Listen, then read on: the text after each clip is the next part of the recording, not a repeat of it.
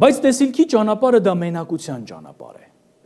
Աստված երբ արձակում է տեսիլք, դա միայն առաջին հայացքից է շատ ուրախալի մի բան։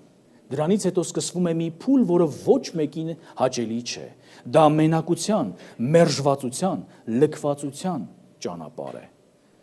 Քեզ կարող են չհասկանալ, քեզ կարող են մերժել, դու կփորձես քո տեսիլքը իրականացնել, բայց կձախողես։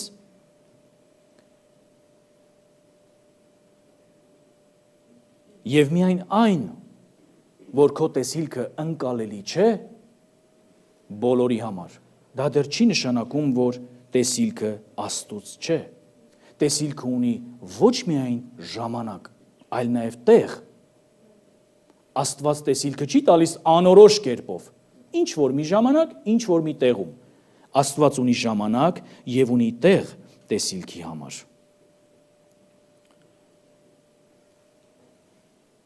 Երբ մենք նայում ենք Հովսեփի կյանքին, մեկը ով իրապես Աստծուց առել էր մի զարմանալի տեսիլք,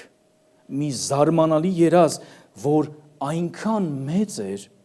որ անգամ չէր կարողանում ընկալել ու միայն իրեն էր տեսնում այդտեղ, չէր կարողանում հասկանալ, թե ինչ պիտի լինի, բայց մի բան հաստատ իրեն դուր էր գալիս, ամեն ինչի կենտրոնում ինքն էր։ Ինչպես կարող ես նաև քննել ու հասկանալ, որ տեսիլքը, որ Աստված է տվել քեզ, իրապես Աստված է տվել։ Նախ այդ տեսիլքը լինում է ավելի մեծ, քան դու ինքդ ես։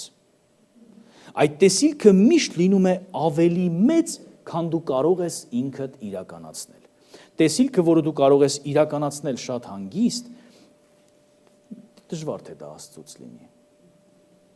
Գիտես, երբ որ այսօր ես առավոտյան արթնացա, ես 2 ժամ առաջ ծոմ չէի պահել, որ ծնկի գայի ու աղոթեի ու հասկանայի, որ կոստյումը հագնեմ։ Ես վերցրեցի, հագա ու Աստված թույլ տվեց։ Դրա համար կարիք չկար։ Բայց կան բաներ, որ Աստված արձակում է մեր կյանքում եւ դրանք այնքան մեծ են, որ երբեմն սարսափեցնում են մեզ։ Մենք նայում ենք ու ասում ենք՝ Տեր իմ Աստված, ես չեմ հասկանում ինչ, ես չեմ հասկանում երբ, ես չեմ հասկանում ինչպես։ Ինչպես սա պիտի տեղի ունենա։ Եվ երբ որ արդեն սկսվում է տեսիլքի իրականացման process-ը, դու հայտնվում ես մի իրավիճակում, որտեղ մնում եք միայն դու եւ Աստված։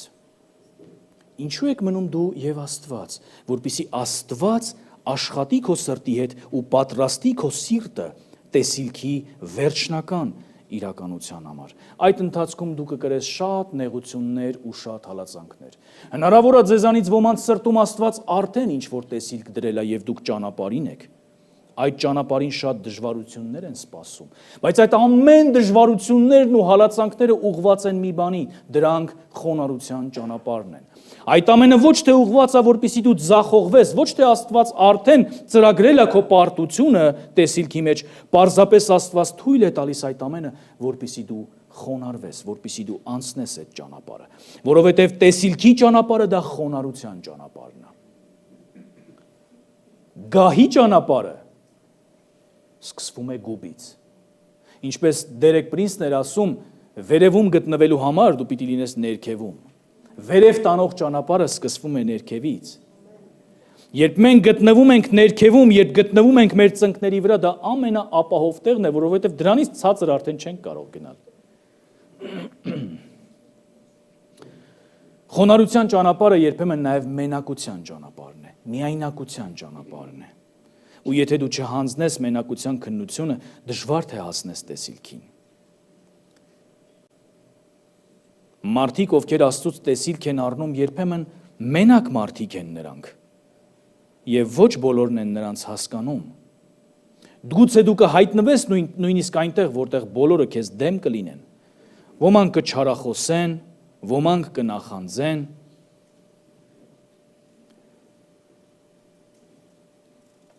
Ինչպես դա տեղի ունեցավ Հովսեփի կյանքում։ Եղբայրները չարախոսում էին նրա մասին, նախանձում էին նրան։ Բայց ինչ տեղի ունեցավ տեսիլքի ավարտին Հովսեփի կյանքում։ Երբ արդեն եղբայրները եկան ու ծնկի եկան Հովսեփի առաջ, դուք նկատում եք, որ եղբայրները չճանաչեցին Հովսեփին։ Որքան պիտի Աստված բարձրացնի մարդուն, որքան պիտի Աստված փոխի տեսիլքի մարդուն, որ անգամ եղբայրները չճանաչեն։ Բայց միայն այն, որ եղբայրները չեն ճանաչում քեզ, դա քեզ չի տալի իրավունք, որ դու էլ չճանաչես նրանց։ Եթե Աստված քեզ բարձրացրել է այնքան, որ եղբայրներն արդեն քեզ չեն ճանաչում, դա դեռ չի նշանակում, որ դա քեզ իրավունք է տալիս չճանաչելու եղբայրներին։ Սա նույնպես տեսիլքի մեջ կարևոր է։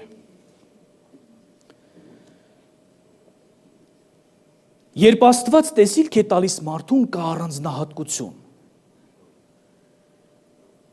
Դու այդ տեսիլքի հետ ինչ-որ մի պահ կարծես մենակ ես մնում։ Դու սկսում ես քննել այդ տեսիլքը, դու ուզում ես հասկանալ ինչը իրականացավ, ինչը ոչ, ինչ-որ բան ընդունվեց, ինչ-որ բան չընդունվեց, բայց այսպես թե այնպես դու մենակության մեջ ես հայտնվում։ Ես վստահ եմ, որ դահլիճում կան մարդիկ, ովքեր տեսիլք են ունեցել Աստծուց եւ հիմա էլ տեսիլք ունեն Աստծուց։ Երբևէ եղել է, որ բազմության մեջ ձեզ մենակ եք զգացել։ Երբևէ եղել է, որ անգամ ձեր ընտանիքում մենակ եք ձեզ զգացել։ Ոչ թե որովհետև ձեզ էլ չեն սիրում։ Պարզապես կա մի բան, որ Աստված ձեր սրտում վառել է, եւ դուք չեք կարող բացատրել։ Ինչպես։ Բայց այդ մենակությունը քո եւ Աստծո մեջ է։ Դու այդտեղ մենակ ես, որովհետև գուցե քո շուրջը չկան մարդիկ, բայց դու մենակ չես, որովհետև քո շուրջը Աստված չի։ Հենց այդ պահին է Աստված քեզ հետ։ Դարձյալ պիտի մեջբերեմ Պողոս առաքյալից Երկրորդ Տիմոթեոս 4-րդ գլուխ 14-րդ խոսքից իր ամենասիրելի աշակերտին, իր որդուն, իր հոգևոր զավակին, երբ Պողոս առաքյալը արդեն ներկայացնում է, որ իր ամբողջ ապրած կյանքը որպես մի օրինակ կարող է դառնալ Տիմոթեոսի համար, որպես տեսիլքի մի մարդ, ով իր ամբողջ կյանքում կրեց իր սրտում Աստծուց առած տեսիլքը եւ բաց չթողեց, տեսեք ինչ դաս է տալիս եւ ինչ է ասում իր աշակերտին։ Երկրորդ Տիմոթեոս 4-րդ գլուխ 14-րդ խոսք։ Աղեքսանդրոս դարբինն ինձ շատ չարիք արեց, Տերը նրան հատուցում տա իր գործերի վրա, դու էլ նրանից զգուշացիր, քանի որ նա շատ հակառակվեց մեր խոսքերին։ Եթե դու ունես տեսիլք Աստծուց, կլինեն նաեւ հակառակվողներ։ Ատյանում առաջին անգամ պատասխանելիս ոչ ոք չկանգնեց իմ կողքը, այլ բոլորը, կարող եք ասել բոլորը թողեցին ինձ, թող չհամարվի սա նրանց, թող չհամարվի սա նրանց,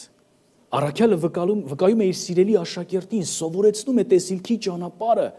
որ ես անցել եմ դրանով, սա մի ժամանակաշրջան էր,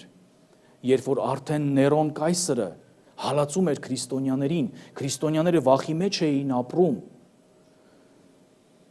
եւ Պողոս առաքյալի անունը փորձում էին խայտառակել, Ներոնը այրել էր քաղաքը եւ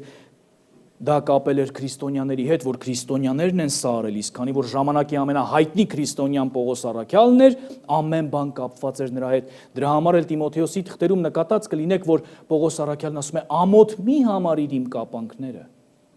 Գիտեք ինչու է ասում ամոթ մի համարիր, որովհետև երբ Պողոս առաքյալի համբավը տարածվել էր որպես հանցագործ, մեկը ով հրահրել է, որ այրեն քաղաքը, Տիմոթեոսը ինչ-որ մի պահի ամաչում էր Պողոսի հետ մտերմությունից, ուզում էր թաքցնել Պողոսի հետ մտերմությունը, դրա համար էլ Պողոս առաքյալն ասում էր մի ամաչի, եւ սովորեցնում է իր սիրելի աշակերտին տեսիլքի ճանապարհը, որ կլինի միայնակություն, կգա մի պահ, որ միայնակ կլինես, կգա մի պահ, որ գուցե բոլորը քեզ կթողնեն, եւ դրանից հետո ինչպես մեր հովիվն էր ասում, ամենալավ բառերից մեկը Աստվածաշնչում, բայց Տերն ինձ մոտ կանգնեց եւ զորացրեց ինձ, որ ինձանով քարոզությունը հաստատվի եւ բոլոր հեթանոսները լսեն, եւ ես ազատվեցի առյուծի բերանից։ Եվ կփրկի ինձ Տերն ամեն չար բանից եւ կազատի ու կհասցնի իր երկնային արքայությունը, որին լինի փառք Հավիտյանս Հավիտենից։ Ամեն։ Տիմոթեոսին սովորեցնելով տեսիլքի ճանապարհը Պողոս առաքյալն ասում է, որ կգա մի պահ, երբ իրապես դու կտեսնես, որ միայն Աստված կկանգնի քո կողքը։ Կգա այդպիսի ժամանակ,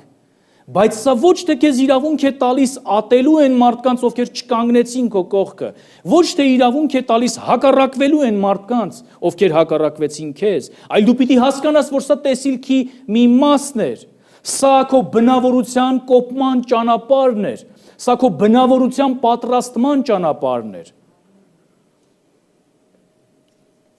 Տեսիլքը մեզ դարձնում է ավելի սրտացավ, ավելի կամեցող, ավելի սիրող։ Տեսիլքը չի կարող մեզ դարձնել բիրտ, կոպիտ եւ հաշվեհարդար տեսնող։ Պատկերացնում եք Հովսեփին։ Այ հիմա ճանաչում էր եղբայրներին ու այդ պահին հանկարծ մտածեր, այ հիմա ճիշտ ժամանակն է։ Այ հիմա ես կհիշեցնեմ եւ գուբը, այն ինչ մոռացել էր այդ պահին, էդ էլ կհիշեր։ Այդ սովածությունս, այ հիմա 2 օր սոված կմնան, հետո մի հատ եգիպտական գուբի մեջ կգցեմ, մի քանի օր թող մնան, հետո կծախեմ ստրուկ։ Նա հաշվեհարդար չտեսավ, որովհետև տեսիլքը կոփում է մեր բնավորությունը։ Աստված կտա քեզ տեսիլք 1 ակնթարթում, բայց դրա համար գուցե կպահանջվի 20 տարի, մինչ Աստված կիրականացնի այդ տեսիլքը, որովհետև Աստված չի պատրաստվում իրականացնել տեսիլքը, քանի դեռ չի պատրաստել քեզ։ Տեսիլքն արդեն իրականացված է։ Դու պիտի հասնես այնտեղ, բայց դու կհասնես միայն փոխված բնավորությամբ, պատրաստ այդ տեսիլքի համար։